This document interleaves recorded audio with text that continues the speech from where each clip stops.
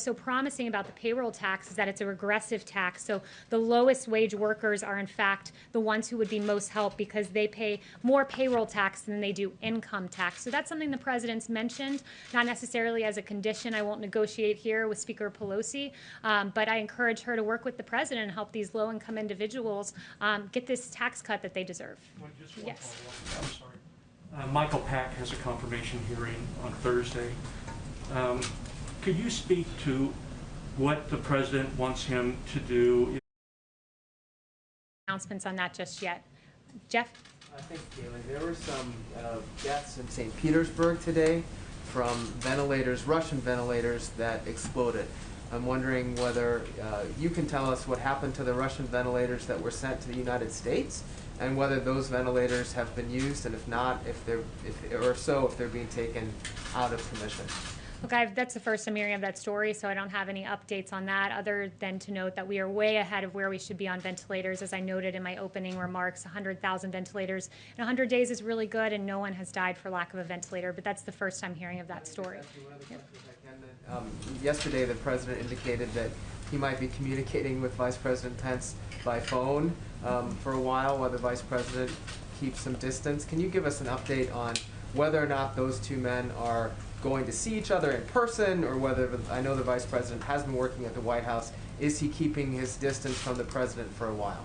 Now, the Vice President has made the choice to keep his distance for a few days, and I would just note that that's his personal decision to make that. As to how many days he does it, again, that's a decision for the Vice President.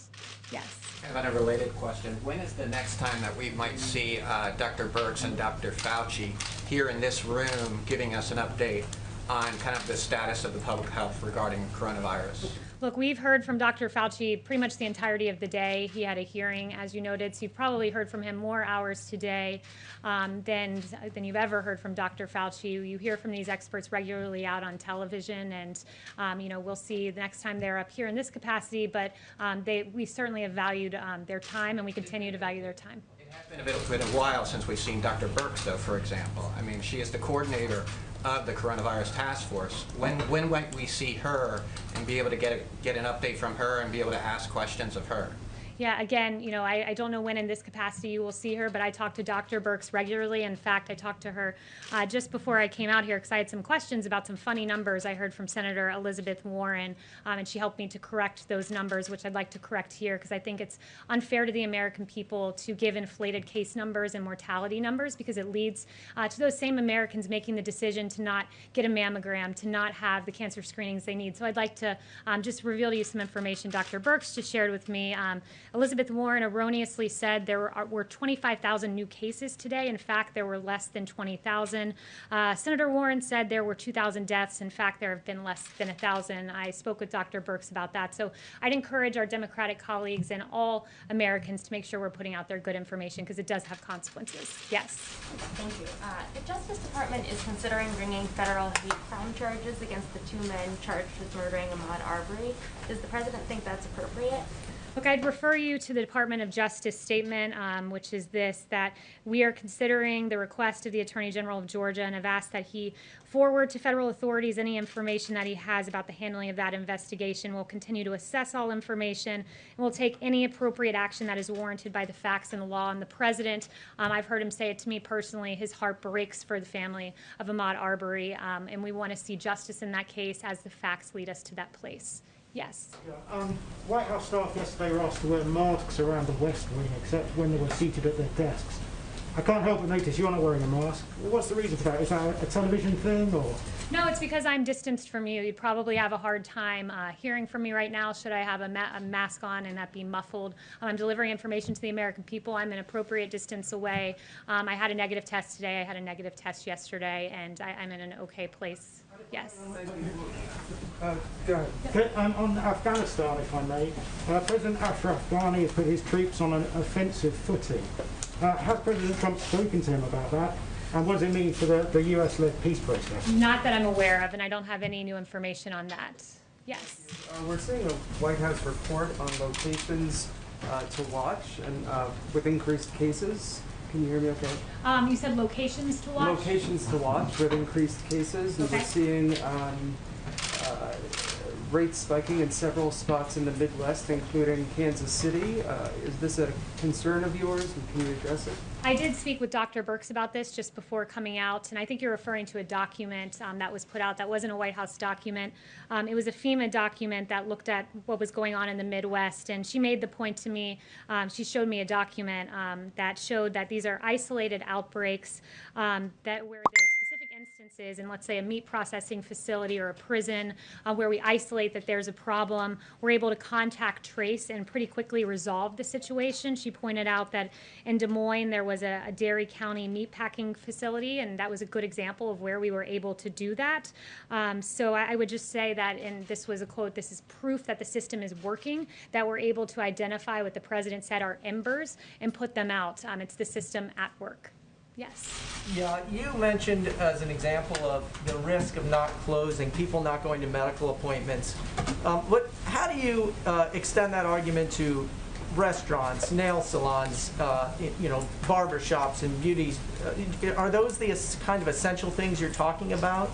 What I'm talking about is we have a phase plan to reopen, and you can follow those guidelines, and the restaurants are in phases, and the entertainment facilities, you noted, are in phases as accordance with declining cases. But as a whole, with the totality of the circumstances, when you have a society that's shut down and people are locked in their homes and they're isolated, it leads to the very suicide line increase calls that I noted. It leads to drug abuse. There are consequences to eternally staying shut down, which is why you have to find the balance, which the president does in consultation with expert advice from Dr. Fauci and Dr. Birx and the task force, and he makes the best decision for America going forward. He made the right decision to shut down the country at the time he did, because there were 2.2 million lives at stake, and a lot of American lives were saved because of that decision. But at the same time, it's a balance, which is why we put out the phased guidelines to reopening. And I also wanted to ask you about a statement that Dr. Fauci made today.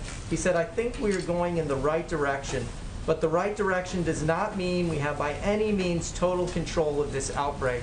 How does that square with the president's statement yesterday that we have prevailed over the outbreak? Well, the president made clear he was talking about testing. The fact that we can say we're doing double that of any other country, the fact that we can put up that graph that shows South Korea as a small little red bar of testing per capita, and every bar beside it is an American state or territory outdoing what South Korea has done. And let's note that South Korea was the gold standard for testing. In fact, on March 13th, the Washington Post headline was, "South Korea is doing 10,000 coronavirus tests a day. The U.S. is struggling for even a small fraction of that." And here we are on May 11th with a Washington Post headline. The administration keeps bragging that the U.S. testing now is better than South Korea's was a month ago. So you can't demand that we reach South Korea and then say that we're bragging when we do. This is a moment where the American private sector succeeded. This administration mobilized that testing. Every state is better off than South Korea at this moment. And that is a very good thing and something to be celebrated, because it's American innovation at its best with 92 emergency use authorizations. And it's this administration under President Trump working. But does the president agree with Dr. Fauci that we do not have total control over this outbreak?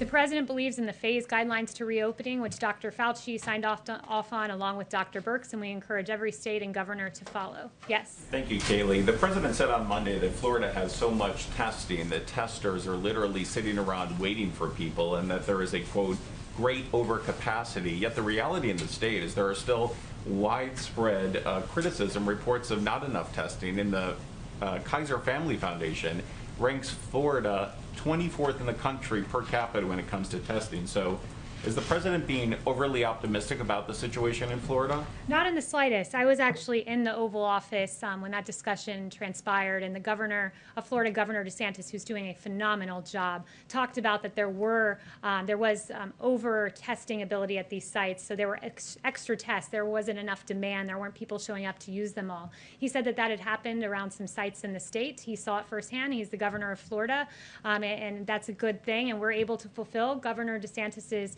plan in full that he has laid out as necessary to reopening the state of Florida, which happens to be my great home state. Yes. Data does not support that, Kaleigh. So is the president just listening to the governor, or is he looking at the data? Oh, he's looking at the data. As I noted to you, Admiral Joie has a chart of every single governor's plan and has said we will fulfill every single governor's plan. Governor DeSantis was reporting what he had seen at distinct facilities or drive-through testing sites. Yes. with the restarting of the economies on both sides of the Canadian and U.S. border, you know how much trade between the two sides are essential for communities. Can you update us on the plans for reopening and also a timeline for reopening the border? Yeah, no announcements on that front today. Yep. Chanel?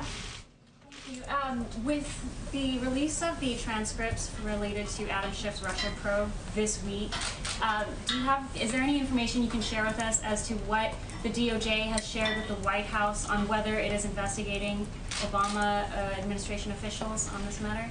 So I don't have any updates on that front because that's currently a DOJ matter. But you did refer to transcripts, and I do think it's an important moment to talk about what was in some of the transcripts that were released prior to today, so not the specific ones that you're asking about. But we learned from newly released transcripts a few things. We learned that what some Obama officials were saying publicly was much different than what they were saying privately. James Clapper was out there saying that he had evidence that this was worse than Watergate, when in fact a few weeks later he was saying privately, I never saw any direct empirical evidence that the Trump campaign or someone in it was plotting or conspiring with Russia. Samantha Power said, I am not in possession of anything. I am not in possession and didn't read or absorb any information that came out of the intelligence community suggesting collusion. Ambassador Rice, I don't recall intelligence or evidence to that effect. Former Attorney General Loretta Lynch, I can't say that if it existed or not. I don't recall that being briefed up to me. So it brings the question to light.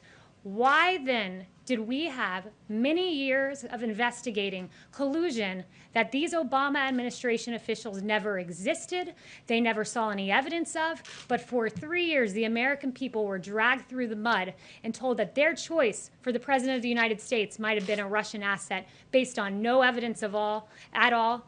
This president was exonerated by the Mueller report, and there are some real questions for these individuals who are saying one thing publicly and another thing privately. Thank you so much. I think I got to all of you, and we'll be back soon.